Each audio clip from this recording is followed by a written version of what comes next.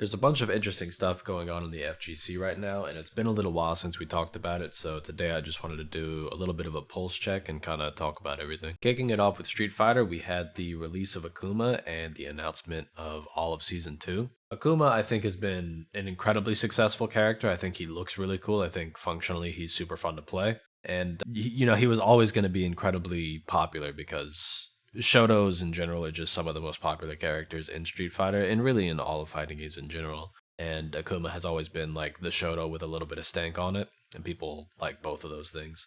So, yeah, I think he's great. I think he's really, really strong.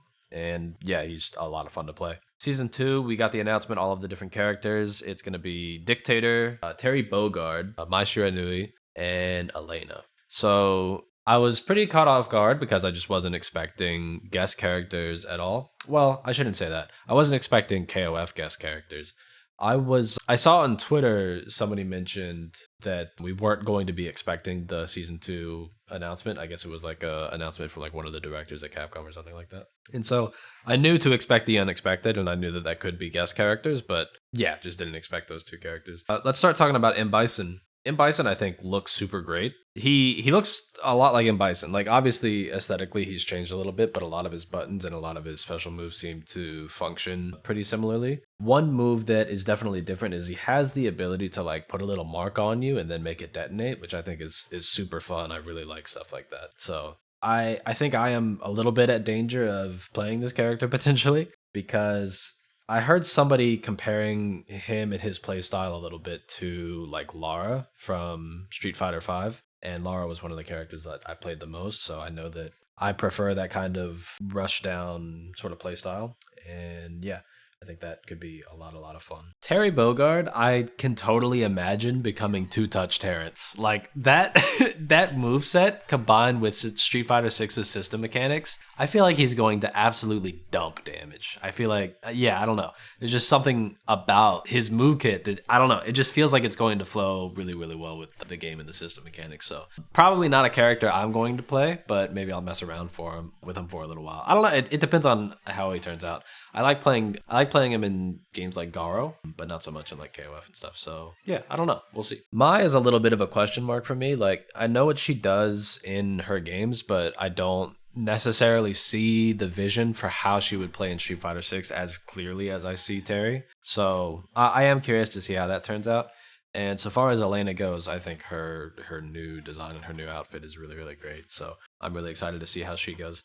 I feel like for Elena, super obvious. You just put the healing on the level 2 super, right? And then you have like a level 1 super would probably be like her super from Ultra, and then have like an actual like proper level 3 cinematic super, right? So yeah, I'm excited to see pretty much all of these characters. I'm not the biggest KOF fan, but I feel like I could really enjoy Terry and Mai depending on just how they turn out. So yeah, I'm looking forward to it. Tekken also has received a really big patch, I believe it was earlier this week, that makes the game a lot less explosive and oppressive, I would say. Nerfs to things like heat burst and heat dash, nerfs to stage interactable like explosions and floor breaks and all of that kind of thing. Changes to throw animations, it's a little bit easier to tell what kind of throw is coming out. And just in general, making the game feel a lot less volatile and less guess all the time. So I feel like this is starting to move the needle in the right direction for this game balance-wise, and they also said that this was going to be the last wave of like big sweeping character changes for probably the rest of the season. So, they're still going to be tweaking like small things here and there, I imagine, but all in all, these are probably the way that these characters are going to be for the foreseeable future. So I think now is a really good time to jump back in if you've been kind of, off the bandwagon for a little while. Certainly, I've been playing a little bit more, and I've been really enjoying myself. Slayer came out in Strive. I'm not a super big Strive person, but all of the people that like Strive seem to enjoy Slayer and the way that he's been implemented in that game. So super happy for all of y'all. I think that's great. And another thing that had caught my attention was somebody mentioned that there was going to be like one last Dragon Ball Fighter Z patch, and I believe it's being done by Arc System Works, which means that it could be of a slightly higher quality than the previous patches.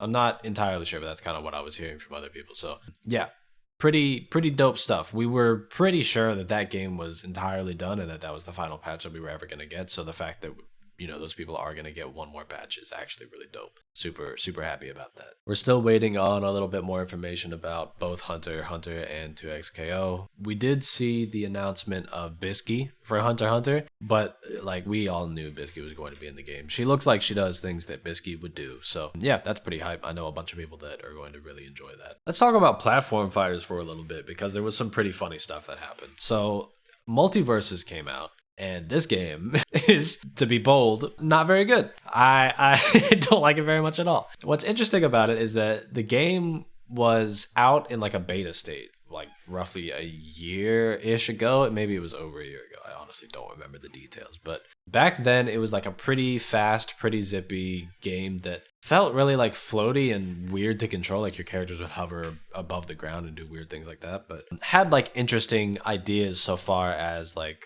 a 2v2 centric game and character design sort of going, right? But now that it's come back out, it's so much worse than it was before it ever came out. There are key features missing, like you can't go into training mode with characters that you don't own, so you literally can't try a character at all before you buy them. You're entirely capped on how much currency you can get based off of the challenges that they give you, so they have total control. The developers have a total control over how much the player base is able to unlock characters and content and whatnot. The game is so much slower and exactly as floaty. There are a bunch of infinites. There were bugs. I couldn't not just the bunny. I couldn't play through a match without the game crashing on me. It was genuinely, it was some of the worst experience I've had in a really long time. Really, really rough. I don't know. There's like things about it that I think are really fun. There's a bit where like if you're playing Tom and Jerry and you get knocked off of the screen, he does like an iconic Tom yell. That's pretty funny. I crack up at that every single time. I had like tears in my eyes when I heard that. But overall, bad, like really bad, really bad. It's really bad. The big thing I think most of the people in this community are looking forward to is Rivals 2. Rivals of Aether 2 could be really, really dope. I already liked Rivals of Aether 1 a little bit, but to be honest, I didn't like that it didn't have blocking or throwing. Throws are some of my favorite things in platform fighters, or ledge grabbing as well. The game didn't have ledge grabbing. I really like all of those things. I like grabbing the ledge, I like grabbing my opponents, and I like having a block button that just covers me. This game has all of those things. So it's kind of a game that ends up feeling really similar to Smash Melee or Project M, but it's cool because unlike those two projects, this game is in active development, which is really nice. And also, like, if you wanted that Project M style of game, you couldn't really get it because, like, sure, Project M is available and you can play it online, but you can only really play it with delay-based netcode over Dolphin because the project, I think it's like Brawlback, like development thing. It's not done yet. They're working on Project M Rollback is what I'm getting at, but it's just not done yet. So yeah, this is like a cool opportunity for that community to get kind of a game that they're actually looking forward to. And because Rivals had its own unique mechanics, like the jumping off of the walls, I guess you could do that in Smash, and the parrying, it does have a couple of like new unique things brought to the table. It's not just like we took Rivals and then we turned it into Melee, right? So there is a bunch of stuff. Like for another example, in Smash Brothers, when you're at the ledge, you just push one of your two attack buttons and then you do your get up attack, whatever your character's get up attack is. But in Rivals 2, they implemented having an attack on your attack button and a get up special on your special button. So you have like a new special attack that you can only do on get up. So there are like new things that are being brought to the table in that game, and I think that that's pretty interesting. But yeah, I'm really looking forward to playing that. One thing I'll say back on the traditional fighting game front, I feel like it's such a shame the way that things ended up going down with Uni 2. Like, I think it's an exceptional game. Still, Under Night is renowned for having one of the best tutorials in all of fighting games. I think the game is super fun and fluid and looks great. Now has rollback netcode, so it's got a lot of things going for it. But I think it just had a little bit of a rocky launch on PC, never really recovered, and has just kind of had the inertia. It's like, okay, well, I don't get on and play Under Night because nobody gets on and plays Under Night.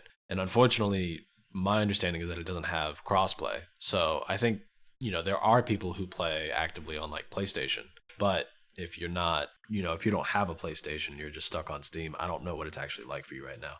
I tried to buy it one time.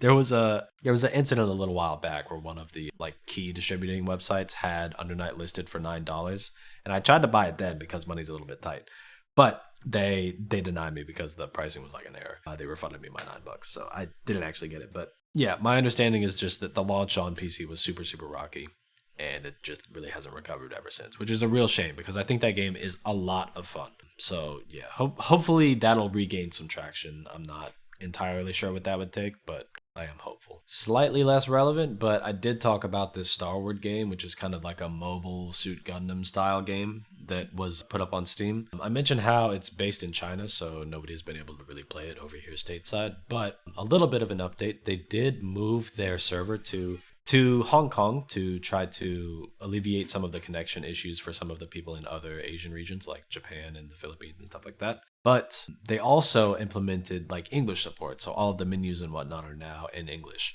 which to me sort of communicates that like they are at least interested in making the game accessible to a wider pool of players. Whether they have the funds to actually develop servers in other regions, I think is still something that I'm really looking forward to. But yeah, that would be super dope. I'm really hopeful. But yeah, I think that's gonna do it for now. Let me know what you're looking forward to down in the comment section below. I think coming up, I do want to get like one more Toge racing video off my chest. The lows have been the views have been really low on that, but you know, one more, give me one more. Come on, all right. And then some more fighting game content. I'm playing a good amount of Tekken, so we'll probably do some gameplay videos or something. I don't know. We'll figure it out. All right. You be good. Be safe. Take it easy. All right. Peace.